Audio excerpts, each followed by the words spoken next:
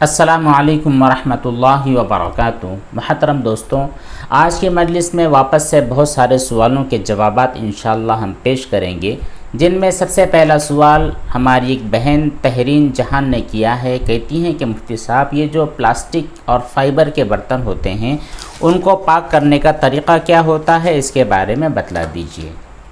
برتن چاہے جیسے بھی ہو، پلاسٹک کے ہو، ایلومینیم کے ہو، اسٹیل کے ہو، اور بھی بہت سارے جو دھات ہوتے ہیں ان دھاتوں کے برتن ہو، اگر وہ ناپاک ہو جاتے ہیں تو ان کی طہارت اور پاکی کا طریقہ سیم ہے۔ نجاست جب تک ختم نہیں ہوتی ہے تب تک دھونا ہے، چاہے ایک مرتبہ میں ختم ہو جائے، 2 میں یا 3 میں یا 4 یا 5 میں، جتنی مرتبہ میں نجاست ختم ہو جائے اتنی مرتبہ آپ کو دھونا ہے، کلین کرنا ہے۔ اور اگر نجاست ایسی ہے جو دکھنے والی نہیں تھی تو اس کو اگر آپ 2-3 مرتبہ دھو لیتے ہیں اور آپ کے دل کو یقین ہو جاتا ہے کہ اس میں کی نجاست ختم ہو چکی ہے تو وہ آپ کے حق میں پاک ہو چکا ہے، پھر کوئی ڈرنے اور گھبرانے کی ضرورت نہیں ہوگی۔ اگر آپ کے دل میں یہ خیال ہو کہ صرف اس کو پوچھ دیں، کوئی کپڑا ہے کپڑا گیلا کر کے پوچھ دے تو وہ پاک ہو جائے گا، تو یہ چیز نہیں ہوگی۔ صرف پوچھنے سے پاک نہیں ہوگا، اس کو دھونا ہی ہوگا۔ ان کے بعد افضل شیخ یہ سوال کرتے ہیں کہ اگر ہمارے دوست کو شادی میں شرکت کی دعوت ہو اور ہم بھی اس کے ساتھ کھانا کھانے کے لیے پہنچ گئے تو یہ کھانا ہمارے لیے حلال ہوگا یا نہیں؟ آپ کے دوست کے لیے تو بالکل حلال ہوگا، کیونکہ انہیں انوائٹ کیا گیا ہے، انہیں دعوت دی گئی ہے، انہیں مہمان بنایا گیا ہے۔ لیکن آپ جو ان کے ساتھ پہنچ رہے ہیں بنا کسی دعوت کے، تو یہ آپ کے لیے جائز نہیں ہے کہ وہاں جائیں اور کھانا کھائیں، کیونکہ جن لوگوں کی دعوت تھی انہوں نے آپ کو انوائٹ نہیں کیا ہے، آپ کو دعوت نہیں دی ہے۔ حدیث مبارکہ میں ہے کہ اگر کوئی آدمی بنا کسی دعوت کے، بغیر کسی دعوت کے کھانا کھانے کے لیے پہنچ جاتا ہے تو وہ آدمی چور کی حیثیت سے داخل ہوتا ہے۔ تو ہمیں چور نہیں بننا ہے، دعوت دی گئی ہے تو بالکل پہنچے، دعوت دی گئی ہے تو اس کو ضرور قبول کرے، کیونکہ دعوت کا قبول کرنا سنت میں شامل ہے۔ تو دعوت اگر آپ کو دی گئی ہے تو بالکل کھائیں، آپ کے لیے حلال ہے۔ دعوت اگر نہیں دی گئی ہے تو آپ کو بچنا ہے۔ اگر دوست کے ساتھ پہنچنا آپ کے لیے ضروری ہے تو ضرور جائیں، لیکن کھانے کے اندر شرکت نہ کریں، ٹھیک ہے؟ اگلا جو سوال ہے ہمارے اسرار بھائی نے کیا ہے، کہتے ہیں مفتی صاحب السلام علیکم۔ وعلیکم السلام اسرار بھائی۔ سوال ان کا یہ ہے کہ مفتی صاحب، اگر پیشانی سے خون یا پیپ نکل کر بہہ جاتا ہے تو اسے کیا صرف جس طرح وضو میں منہ دھوتے ہیں بس اسی طرح دھونے سے پاک ہو جائے گا، یا پہلے ایک مرتبہ منہ دھوئیں گے، پھر اس کے بعد ہاتھ دھوئیں گے، پھر واپس سے منہ دھوئیں گے، پھر اس کے بعد ہاتھ دھوئیں گے؟ جیسے کپڑے کو 3 مرتبہ دھویا اور نچوڑا جاتا ہے، تو کیا سیم اسی طرح ہمارے چہرے اور ہماری پیشانی یا پھر باڈی کے کسی بھی پارٹ سے خون یا پیپ نکل رہا ہے تو سیم اس کی دھونے کا طریقہ کپڑے کی طرح ہے؟ تو دیکھیے اسرار بھائی، سمجھنے والی بات یہاں پر یہ ہے کہ مان لیجیے آپ کی یہاں پر زخم ہو چکا ہے، وہاں سے لگاتار خون رس رہا ہے، تو آپ کو کیا کرنا ہے؟ سب سے پہلے کوئی کاٹن لے لیں۔ کاٹن لینے کے بعد کچھ دیر وہاں پر لگائے رکھے کہ وہ جو خون ہے اس خون کا نکلنا بند ہو جائے، یہ آپ کو کرنا ہے۔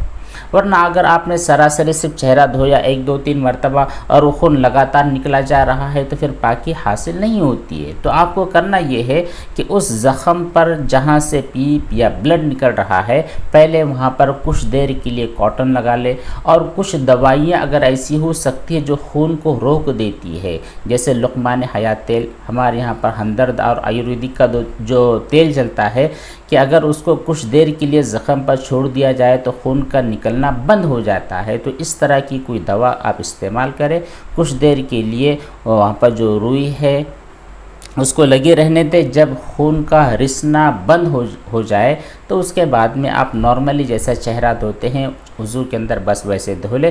ایک مرتبہ بھی اگر آپ دھو لیتے ہیں تو آپ کا چہرہ کلین ہو جاتا ہے، پاک ہو جاتا ہے۔ باقاعدہ 3 مرتبہ دھونا اس کے لیے ضروری نہیں ہوتا ہے۔ 3 مرتبہ کا دھونا وہ آپ کے جو کپڑے ہوتے ہیں نا اس کپڑے کے لیے ہے، چہرے کے لیے ضروری نہیں ہوگا۔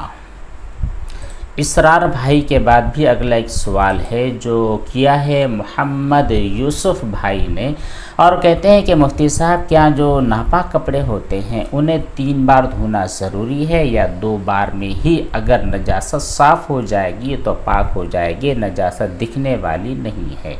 اگر نجاست دکھنے والی نہیں ہے تو آپ کیسے کہہ سکتے ہیں کہ 2 مرتبہ میں وہ صاف ہو گیا؟ ہاں، آپ یہ اس وقت کہہ سکتے ہیں جب کہ نجاست آپ کو آنکھوں سے دکھ رہی ہو۔ دکھنے والی اگر نجاست تھی اور وہ 2 یا 3 یا 1 مرتبہ میں پاک ہو گئی ہے، زائل ہو گئی ہے، ختم ہو گئی ہے، تو آپ کا کپڑا پاک ہو گیا۔ لیکن اگر وہ نجاست ایسی ہے جو دکھنے والی نہیں تھی تو ایسی کنڈیشن میں آپ کو 3 مرتبہ دھونا ہے۔ تو امید ہے کہ آپ کو ہماری بات اچھی طرح سمجھ میں آ گئی ہوگی۔ اگر دکھنے والی نجاست ہے اور 1 مرتبہ میں بھی ریمو ہو جاتی ہے تو اب یہاں پر 3 مرتبہ کی قید نہیں ہوتی ہے۔ اچھا، الفیہ نے سوال کیا ہے، کہتی ہیں کہ میں نے یہ سنا ہے کہ جس کمپنی کے شیئر پر 3% قرض ہو اس کا شیئر لینا حلال نہیں ہے، یہ بات اوتھنٹک ہے یا نہیں؟ دیکھیے الفیہ جی، آپ شیئر مارکیٹ میں کسی بھی کمپنی کے شیئر کو جب بائی کرتے ہیں، بائی کرنے سے پہلے اس پر آپ کو ریسرچ کرنا ہے کہ یہ فنڈامنٹلی اسٹرانگ ہے یا نہیں ہے۔ اسی طرح اس کا جو کاروبار ہے یہ کاروبار حلال ہے یا نہیں ہے۔ اگر کچھ کاروبار حلال ہے، کچھ حرام ہے، تو وہ حرام کاروبار سے آمدنی اور ریونیو اس کمپنی کا کتنا جنریٹ ہوتا ہے۔ اسی طرح اس کمپنی نے اگر کچھ قرض لیا ہے تو اس قرض کو بھی دیکھنا ہوتا ہے۔ اگر وہ قرض آپ نے جو کہا ہے کہ 3%، یہ 3% والی بات نہیں ہے، 33% اگر ہے یا اس سے کم ہے، 33% سے کم کا اگر قرض ہے تو آپ اس کمپنی کے شیئرز کو بائی کر سکتے ہیں۔ 33% سے زیادہ کا اگر اس نے قرض لیا ہوا ہے تو پھر اس شیئر کو آپ بائی نہیں کر سکتے۔ لیکن عام جو لوگ ہوتے ہیں، جو شیئر مارکیٹ کے ماہرین حضرات ہوتے ہیں، ان کی رائے یہی ہوتی ہے کہ آج جتنی بھی لسٹڈ کمپنیاں ہیں وہ 6-7 ہزار سے زائد کمپنیاں ہیں، تو اس میں جانے کی ضرورت ہی نہیں ہے ایسے شیئر کی طرف جس کے اوپر کوئی ڈیٹ ہے، جس پر کوئی قرض ہے۔ بہت ساری کمپنیاں آپ کو ایسی مل جاتی ہے جو بالکل ڈیٹ فری ہوتی ہے، ان کے اوپر ذرہ روپیہ بھر کا بھی کوئی قرض نہیں ہوتا ہے۔ تو آپ ایسی کمپنیوں کی طرف رخ کریں جس پر 1 روپیہ کا بھی قرض نہیں ہے۔ وہ آپ کو اچھا جنریٹ کر کے دے سکتی ہے، آپ کو اچھا منافع دے سکتی ہے، آپ کو نقصان اور گھاٹے سے بچا سکتی ہے۔ لیکن اگر آپ دیکھ رہی ہیں کوئی ایسی کمپنی جو آپ کے پاس آئی ہوئی ہے، جس کو آپ نے خرید لیا ہے اور اس کے اوپر قرض 33% سے کم اگر ہے تو پھر وہ اتنا آپ لے لیجئے۔ اگر غلطی سے 33% سے زیادہ قرض والی کمپنی کو آپ نے خرید لیا، خریدنے کے بعد آپ کو پتہ چلا اور اس کے پاس تو 40 اور 50% قرض ہے، تو پھر ایسی کنڈیشن میں جتنا قرض ہوتا ہے اس کمپنی کے اوپر تو اتنا قرض کے اوپر جو آپ کو منافع ملا ہوا ہے وہ منافع آپ کو صدقہ کرنا ضروری ہوتا ہے۔